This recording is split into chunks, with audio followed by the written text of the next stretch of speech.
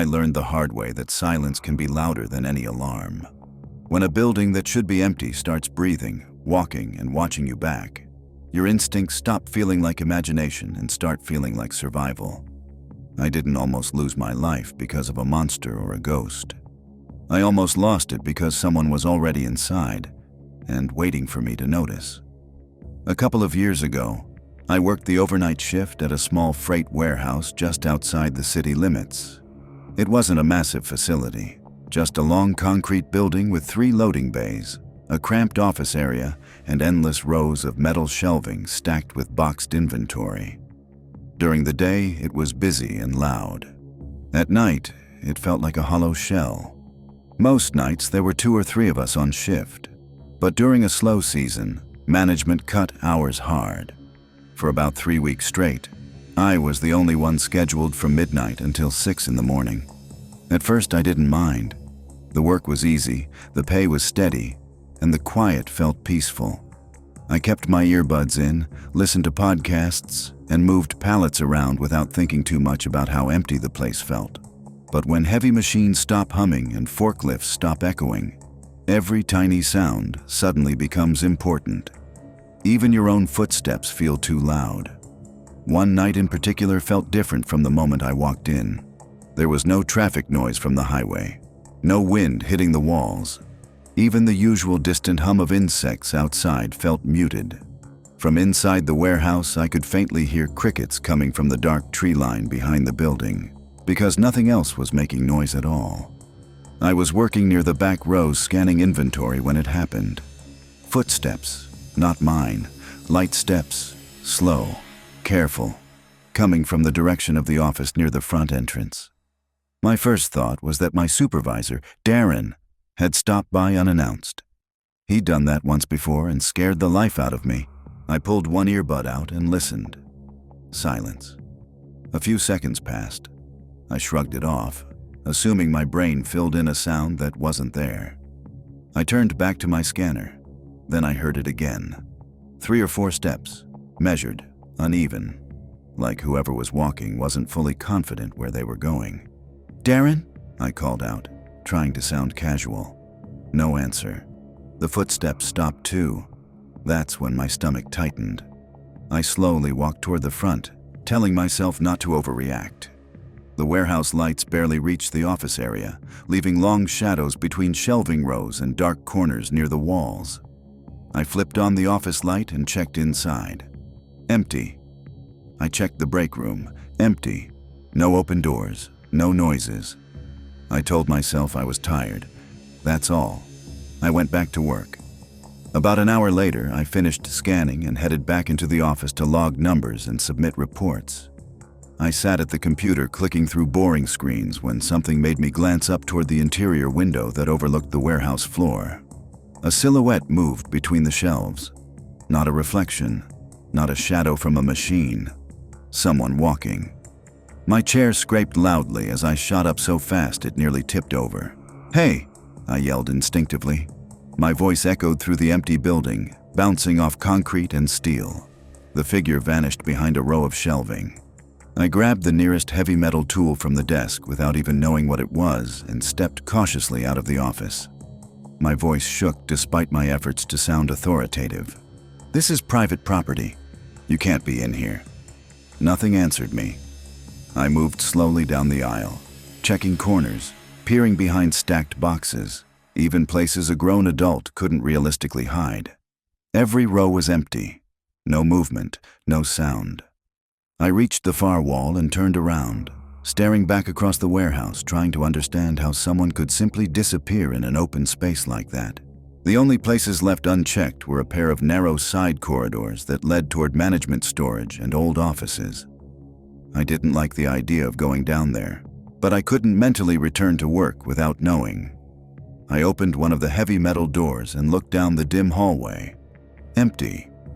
As I turned back and let the door begin closing behind me, I heard another door open deeper in the corridor. I spun around and caught the door before it shut completely. A man was standing at the far end of the hallway. He looked young, maybe early 20s, but something about him was deeply wrong. His clothes were dirty and mismatched. His posture was tense and twitchy. His eyes were wide and fixed on me in a way that made my skin crawl. I couldn't tell if he was exhausted, unstable, or under the influence of something, but the stare alone made my pulse spike. "What are you doing back there?" I called out. "You need to leave." He didn't react. No change in expression, no acknowledgement that I'd spoken. I raised my voice and told him I'd already contacted security, a lie I hoped would scare him off. Instead, he took a step forward, then another. I couldn't tell if he was complying or approaching me. My grip tightened around the metal tool in my hand.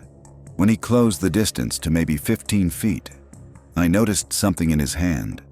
Before I could fully process it, his arm snapped forward and he hurled the object straight at my head. It missed me by inches and smashed into the door frame beside my face with a violent metallic crack. A heavy wrench clattered to the floor. Adrenaline exploded through my body. I turned and ran.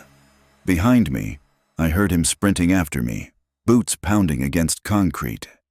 I glanced back once and saw his face twisted with wild focus, closing the distance fast. I reached the office door, slammed it shut behind me, and locked it. The impact of his body slamming into the metal door rattled the frame.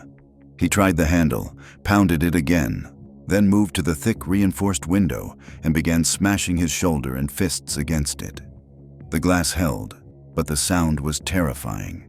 His breathing was heavy and frantic, fogging the glass as he leaned close, eyes burning with intent. After a moment, he stopped. He stared at me through the glass one last time, then turned and walked away slowly toward the back of the building. I was already on the office phone calling the police, hands shaking so badly I nearly dropped it. By the time officers arrived, the man was gone. Security footage showed him breaking into a side door earlier in the night and moving through the building for hours, watching me, tracking my movements between aisles. But the cameras were old and grainy. No clear facial identification, no license plate, no trail. I finished that shift in shock. I stayed at the job for a while after that, convincing myself it was a freak incident. Eventually, I quit. Because once you realize someone can walk into your silent workplace and hunt you without making a sound, you never truly feel alone again. The officers stayed for nearly an hour, walking the perimeter of the building with flashlights, checking every door, every loading bay, every shadowed corner of the lot. They found the wrench he threw at me lying near the corridor entrance, scuffed and bent from the impact. One of them lifted it with gloves and shook his head slowly. "This wasn't an accident," he said quietly. "He meant to hurt you."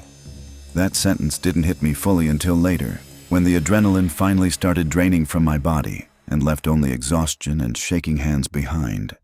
They reviewed what little footage the cameras captured. The man had entered through a side service door that apparently hadn't latched correctly. He wandered the warehouse slowly, methodically, stopping near shelving rows for long periods of time as if listening. At one point, he stood less than 30 feet behind me while I worked with my earbuds in, watching, waiting.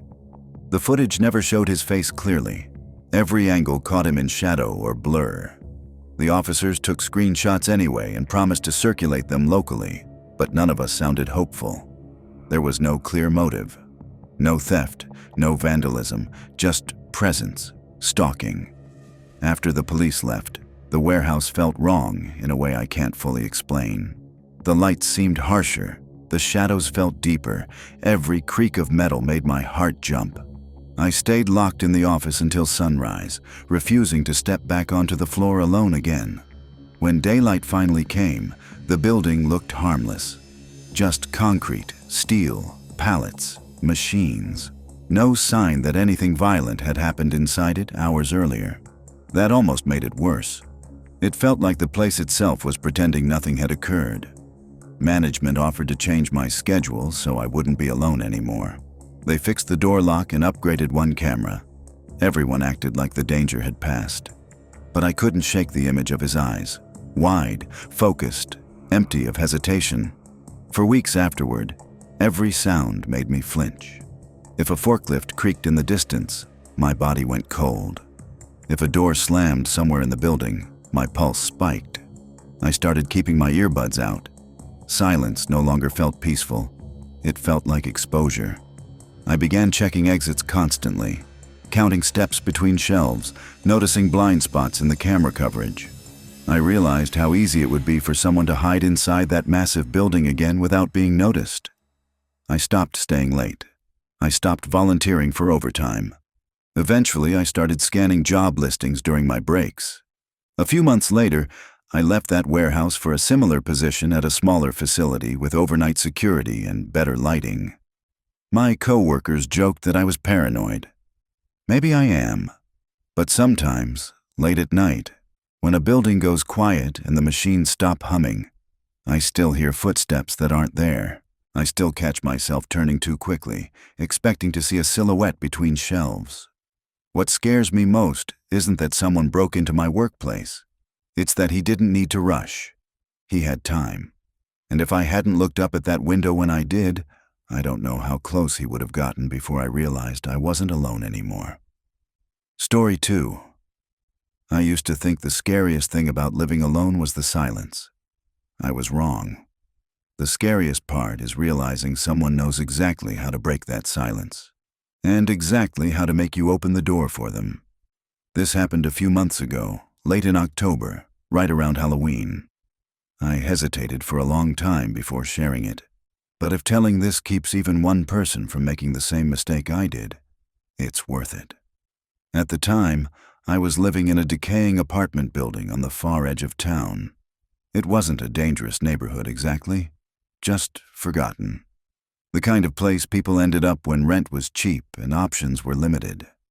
Most of the buildings were over 100 years old, patched together with half-hearted renovations and aging infrastructure that constantly groaned and shifted. My unit had been remodeled a few times over the years, but the building itself was clearly falling apart.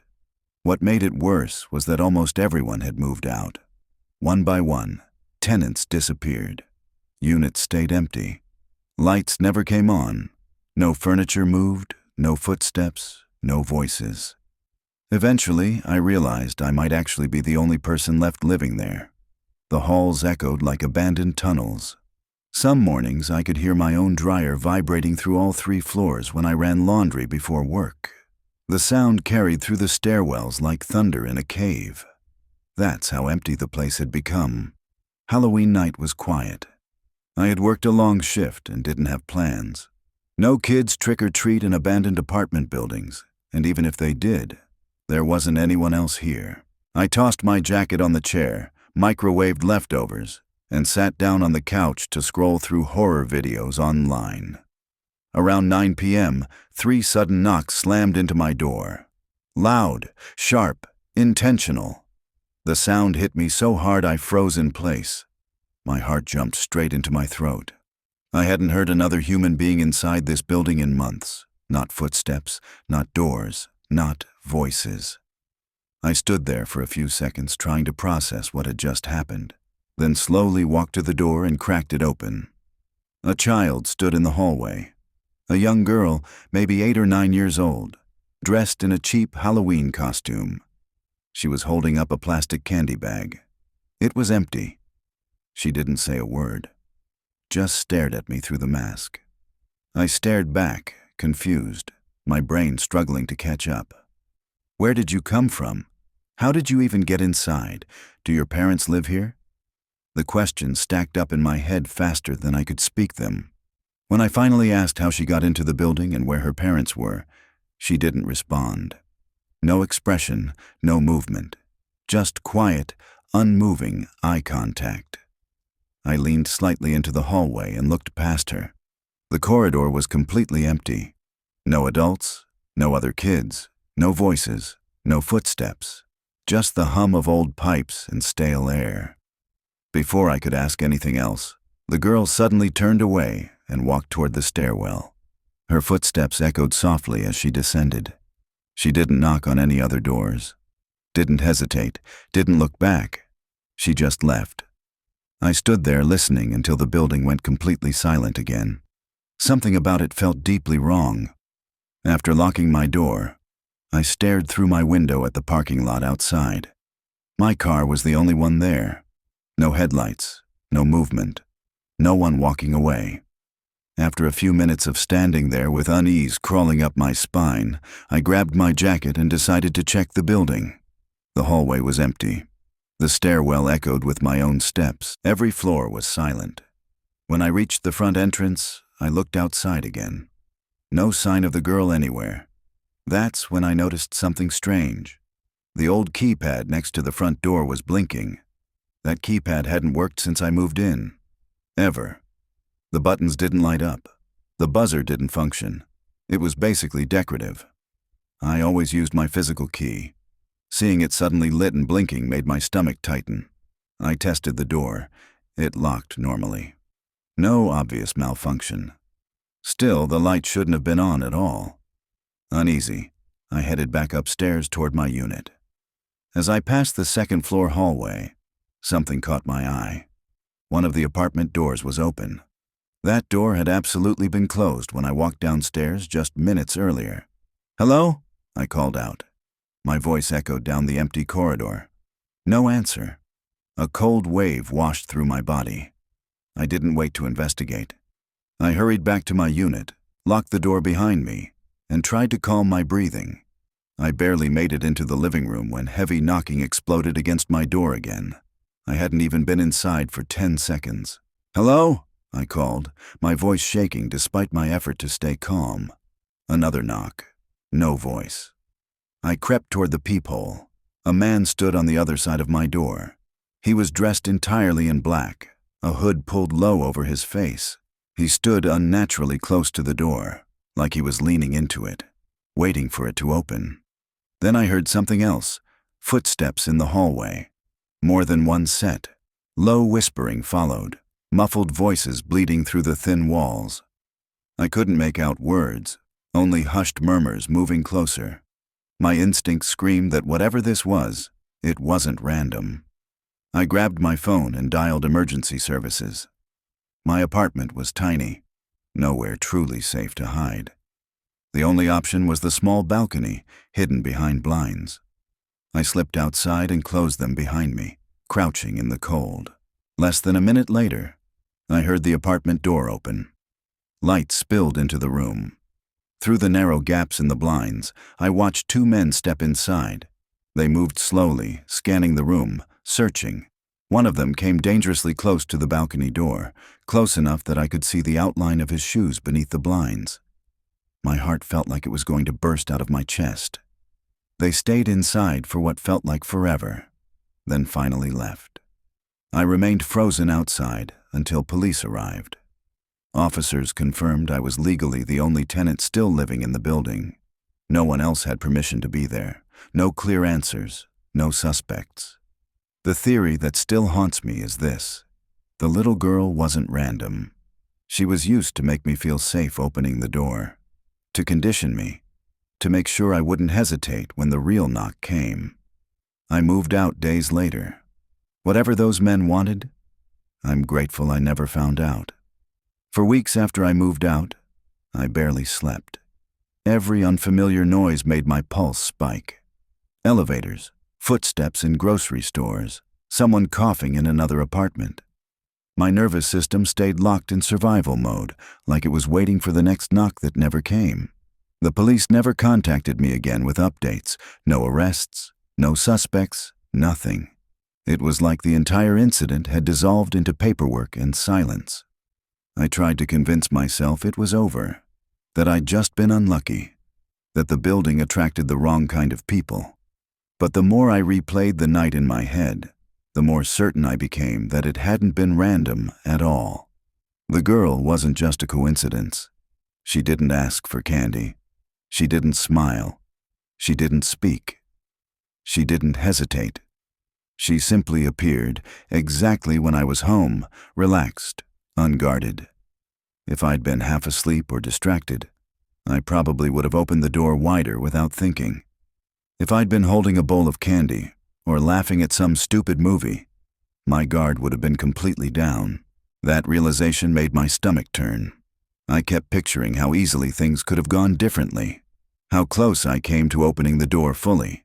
How close I came to standing face to face with whoever was waiting on the other side. The idea that someone had studied my routine long enough to know I was alone made my skin crawl. I started noticing other small details that hadn't registered that night. The way the girl walked straight to my door without hesitating, like she already knew exactly where I lived. The way the keypad suddenly lit up for the first time in years, like someone had recently been using it. The open apartment door on the second floor, like someone had been moving through the building quietly while I was downstairs. The timing of the knock, less than 10 seconds after I returned to my unit. It all fit together too neatly. Someone had been inside that building long before Halloween. I also couldn't stop thinking about the whispering voices outside my door. There had been at least 2 people, maybe more. Coordinated, calm, confident enough to walk straight into my apartment after forcing the door. They hadn't been sloppy criminals. They hadn't rushed. They moved like people who had done this before. That was the part that truly scared me. A few weeks after moving into my new place, I had a nightmare that woke me up drenched in sweat. In the dream, I opened my apartment door and saw the little girl standing there again. Only this time, she slowly lifted her mask. There was nothing underneath it, just darkness. I know dreams don't mean anything logically, but the image stayed with me for days. I installed extra locks in my new apartment, motion lights, cameras. I double-check everything before bed now, doors, windows, balcony locks, even closet doors. The feeling of being watched doesn't disappear easily once it's planted in your mind. Sometimes I wonder what would have happened if I hadn't gone downstairs that night. If I'd ignored the strange feeling and stayed on my couch. Would they have knocked anyway? Would they have tried the door sooner? Would I have been awake enough to react? I'll never know. What I do know is this. Predators don't always look like monsters. Sometimes they look like harmless children. Sometimes they hide behind costumes. Sometimes they let you lower your guard for just a few seconds. And sometimes they're already inside the building long before you ever hear the first knock. Story 3. I used to sleep with my bedroom door open every night. I trusted the quiet. I trusted the locks on my house. I trusted that whatever lived beyond my backyard stayed in the trees where it belonged. I don't sleep like that anymore. Because one winter night, I realized someone had been opening my door while I was asleep and standing in the darkness watching me breathe. This happened 2 winters ago, when I was living alone in a small house at the edge of a quiet residential neighborhood. Beyond my backyard, the paved streets ended and the land slowly dissolved into trees, brush, and undeveloped forest. I had lived there for just over a year, and nothing strange had ever happened. It was peaceful, isolated enough to feel private, but still close enough to civilization that I never felt unsafe. The house was older but warm and comfortable, the kind of place that felt protective during harsh winters. That weekend was especially cold. Snow fell on and off for days, the temperature dropping well below freezing every night. I stayed inside almost the entire time, watching movies, cooking simple meals, enjoying the silence. That night, after cleaning the kitchen and shutting off the lights, I went to bed around 11. There was one small detail about my bedroom that I had ignored for months. The lock on my bedroom door had been broken since late fall.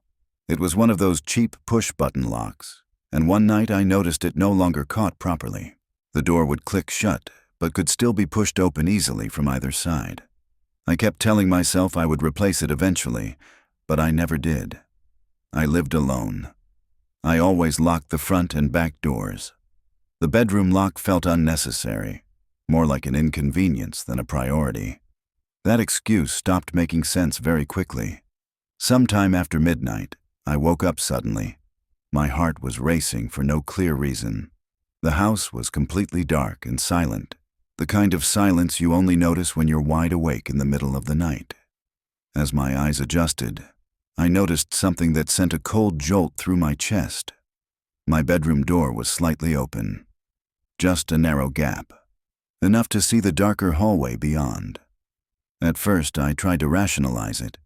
Maybe I hadn't closed it properly. Maybe the cold caused the house to shift. Old houses make strange noises and movements, especially during freezing nights. Still half asleep, I told myself not to overthink it. I quietly got out of bed, walked to the door without turning on any lights, and gently pushed it closed. I made sure it latched into the frame and stood there for a moment, listening. Nothing. No sounds, no movement. Just the faint hum of the house settling. I climbed back into bed, but my body didn't relax. There was a deep, uneasy tension in my chest, the kind you feel when your instincts refuse to cooperate with logic. I kept opening my eyes, scanning the corners of the room, watching the shadows shift across the walls. Every dark shape felt heavier than it should have. I lay there for nearly half an hour, trying to convince myself to fall asleep. Then I heard something. A soft shuffle across the floor. It was distant, maybe downstairs, maybe somewhere in the hallway outside my room. It was subtle enough that I almost convinced myself I imagined it. I sat up in bed, holding my breath, straining to listen. Nothing followed. No footsteps, no creaking stairs. Just silence again. I stayed frozen for several minutes, afraid that if I moved, I would miss whatever sound came next. Eventually, exhaustion dragged me back down and I laid back against the pillow, still listening. I don't remember falling asleep. I only remember waking up again, abruptly, with the same pounding heartbeat and that same sick feeling crawling up my spine. And once again, my bedroom door was open. The gap looked wider this time. The hallway beyond it was pitch black, deeper and heavier than the darkness in my room. I stared at that opening for a long time, my mind scrambling for explanations that no longer felt convincing. I knew I had closed it carefully earlier. I remembered the pressure of my hand on the door, the latch clicking into place. This wasn't the house settling. I slowly shifted my weight, preparing to get out of bed again. As my legs moved toward the edge of the mattress, something changed in the doorway. A shape shifted behind the door frame, not fully visible. Just a subtle movement, like something pulling back into the darkness. My entire body locked up. I didn't hear footsteps. I didn't hear breathing. Nothing. Only the faint creaking of the house in the cold. I had no idea if someone was still standing there, watching me, or if they had already moved away. The uncertainty was worse than any noise. I stayed completely still for what felt like an eternity, my muscles burning from tension. Finally, panic overpowered hesitation. I jumped out of bed and rushed the door, slamming it shut and pressing my full weight against it, bracing for resistance. Nothing pushed back. For several seconds, there was only silence. Then I heard it. Soft, deliberate footsteps moving slowly down the hallway. Each step measured, controlled. They descended the stairs toward the back of the house. The sound faded until the house was silent again. I called the police immediately. They arrived about 10 minutes later and searched every room, every door, every window. They took a report and asked endless questions, but they found no sign of forced entry and no one inside. The officers suggested that stress or exhaustion might have caused me to misinterpret normal house noises. I nodded along, even though I knew what I had seen. As they stood with me in the kitchen discussing the layout of the house, I pointed toward the back door, explaining where I last heard the footsteps go. That's when I saw him. A silhouette standing between the trees at the edge of my backyard. Tall, motionless, watching the house. Before I could speak, the shape moved back into the darkness and vanished among the trees. The officers turned too late to see anything. I didn't sleep in that house again that night. I stayed at a friend's apartment for the next 2 nights. I barely slept. Every time I closed my eyes, I saw that dark shape in the doorway again, felt the pressure of my own body braced against the door, heard those slow footsteps drifting away into the house. During the day, I kept checking my phone obsessively, hoping for an update from the police. None came. When I finally returned home, the house felt wrong immediately. Not damaged, not disturbed, just watched. The silence didn't feel peaceful anymore. It felt intentional, like the house was holding its breath.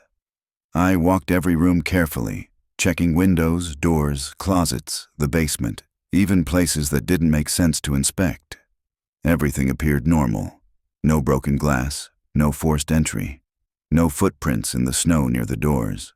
Nothing that proved I hadn't imagined it. That illusion shattered 3 days later. The snowfall had eased, and the backyard forest was more visible than before. I decided to take a walk along the tree line in daylight, partly to convince myself I was being paranoid. That's when I noticed something strange in the snow behind the house. There was a faint trail pressed into the ground, not a single set of footprints, but a narrow path where the snow looked consistently disturbed, compressed in the same line over and over. At first glance, it almost looked like animal tracks, but the spacing was wrong. Too deliberate, too straight. The trail led directly toward the back of my property. My stomach tightened as I followed it slowly, my boots crunching softly. The marks continued into the trees and curved toward the rear fence line, stopping just a few feet from my back windows. Someone had been standing there repeatedly, watching my house. The realization hit me with a wave of cold dread. Whoever had been in my hallway that night hadn't just wandered onto my property by accident. They knew the layout. They knew when the lights went out. They knew exactly where my bedroom was. I scanned the trees instinctively, suddenly feeling exposed, even in daylight. That wasn't the worst discovery. Later that afternoon, I checked every window again. When I reached the rear corner of the house, I noticed one of the window latches wasn't catching properly. It looked almost identical to the broken latch on my bedroom door. Loose, worn, able to be forced open with just a little pressure. I tried locking and unlocking it several times. It never fully secured. It wasn't coincidence anymore. That night wasn't necessarily the first time someone had been inside my house. The thought made my skin crawl. I called a locksmith and had every lock in the house replaced within 48 hours. I installed motion lights around the backyard and kept every curtain closed. Even then, I slept poorly. Every noise sent my pulse racing. Every shadow felt like movement. A week later, the police called. They had no suspects, no matching reports, no new evidence. That was the moment I knew I couldn't stay there. I started looking for a new place immediately. Within a month, I packed everything and moved across town. I didn't tell many people where I was going. I didn't update any public records or listings until after I was fully settled. Even now, I still catch myself checking my bedroom door before sleeping. I still hesitate when I hear floorboards creak at night. I still avoid windows after dark. Sometimes I wonder how long he had been watching me before that night.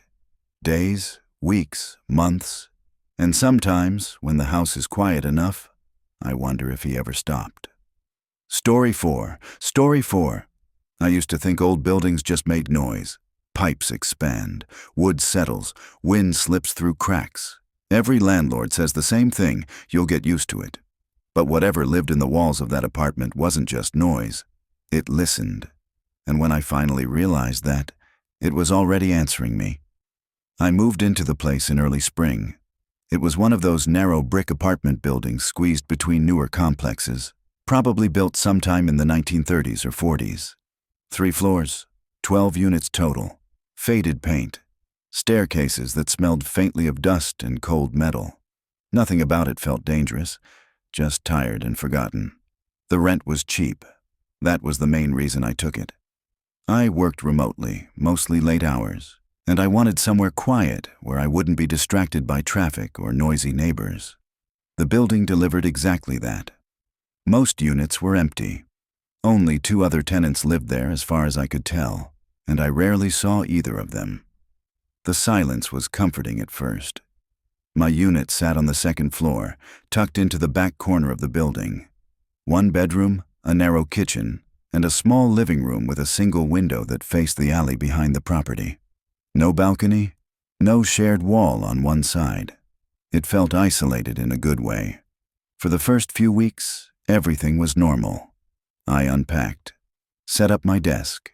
Got used to the way the pipes clicked when the heat kicked on. The occasional footsteps in the hallway didn't bother me. Old buildings breathe and creak. I knew that. The first strange sound happened late one night while I was working.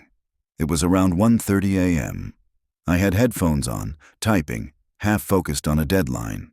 I thought I felt vibration more than sound at first, a faint tremor in the wall behind my desk, like someone lightly tapping the drywall with their knuckles.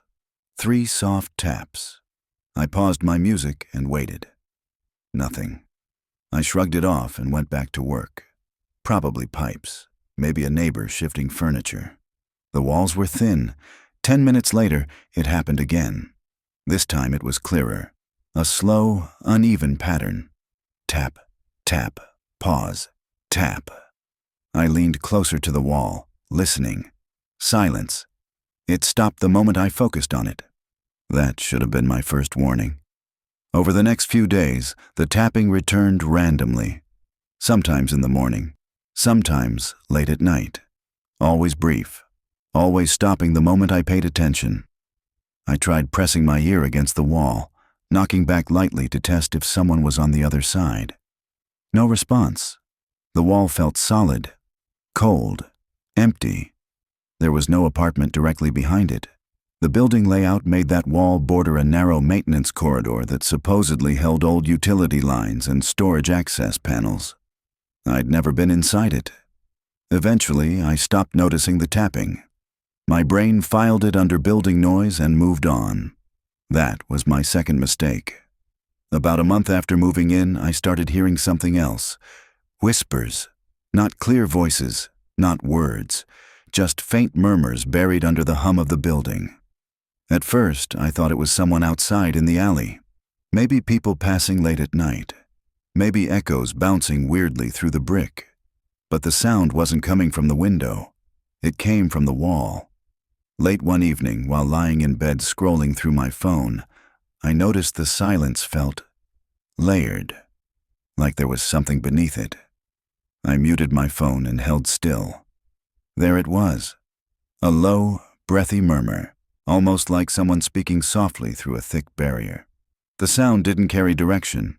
It felt embedded inside the room itself. I sat up slowly and listened harder. The whispers faded. My heart thudded harder than it should have. I told myself I was tired, overworked, letting imagination run loose. I turned on a fan for background noise and went to sleep. But once you notice something like that, you can't unnotice it. Over the following nights, I began catching the whispers more often. Always faint, always just on the edge of hearing. If I focused directly on them, they would stop. If I distracted myself, they'd creep back in. I started sleeping with a light on. I didn't tell anyone. Saying it out loud made it sound ridiculous. Hey, my apartment whispers at night. That's how horror stories start, with people convincing themselves they're losing their minds. I didn't feel crazy. I felt watched. One night, after a particularly long shift, I muttered out loud to myself while heating up leftovers in the kitchen. I really need a break, I said, half joking to the empty room. The whisper came back instantly, clearer than ever. Not loud, not aggressive, but unmistakably responsive. I froze, spoon halfway to my mouth. The sound was still muffled, like hearing speech through thick concrete. But the timing was too perfect, too direct. I couldn't make out the words, but it felt like something had answered me. I stood there for a full minute, barely breathing, listening for any hint of movement. The apartment remained still. No footsteps, no doors, no voices. Just my heartbeat. I didn't sleep much that night. From then on, the apartment didn't feel empty anymore. It felt occupied, not by something visible, but by something aware, something that reacted when I spoke. I began catching myself whispering less, even when alone. I avoided phone calls at night. I turned music on constantly. Silence felt dangerous now, like leaving a door open. A few nights later, I made the mistake of testing it. I stood in my living room, facing the wall where the tapping had started weeks earlier. My palms were sweating. My stomach felt tight. "Hello?" I said quietly. Nothing happened. I waited. 10 seconds passed, just as I started convincing myself I'd imagined everything. Tap. One slow knock from inside the wall, directly where I was standing. My blood went cold. I stepped back instinctively, heart slamming into my ribs. The wall remained solid and unmoving.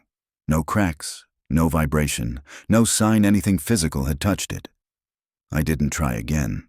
I didn't touch that wall for days. But whatever was in there already knew I was listening, and it wasn't finished yet. After that knock, I stopped pretending it was nothing. I didn't sleep the next night. Not really. I laid in bed with the fan on high, the TV muted but glowing, and my phone in my hand like it could protect me. Every time my eyes started to close, my brain would replay that single tap from inside the wall like it was a warning shot. The next morning I tried to act normal. Coffee, shower, work. I even laughed at something in a meeting. But the second the call ended, the silence returned, and I felt it again. That pressure, like the apartment was waiting for me to remember where I lived. I lasted 3 days before I did something stupid. I called the landlord. He was the kind of guy who answered with one word like you were interrupting him. I told him the back wall had been making noises, tapping, maybe pipes, maybe something loose. I left out the whispers, because saying that out loud felt like handing him a reason to dismiss me. He sighed and said the building was old. He said the utility corridor ran behind that wall and sometimes the heat lines made noise. He said he could have someone take a look next week. "Is anyone supposed to be back there?" I asked. "It's not an apartment," he said. "Just access. Nobody lives there." Then he paused, like he was thinking if he should add something. "Don't go messing with it," he said. "Those panels are old. Some of them don't latch right. Leave it alone." The way he said it made my skin tighten. Not like a normal warning. More like, don't open the wrong door. That night I tried to drown everything out. I played a podcast on my phone and kept it on while I brushed my teeth, while I washed dishes, while I sat on the couch. I even slept with it playing quietly beside my pillow. I told myself if I couldn't hear the wall couldn't get to me. It didn't work. Around 2:10 a.m., I woke up because the podcast had stopped.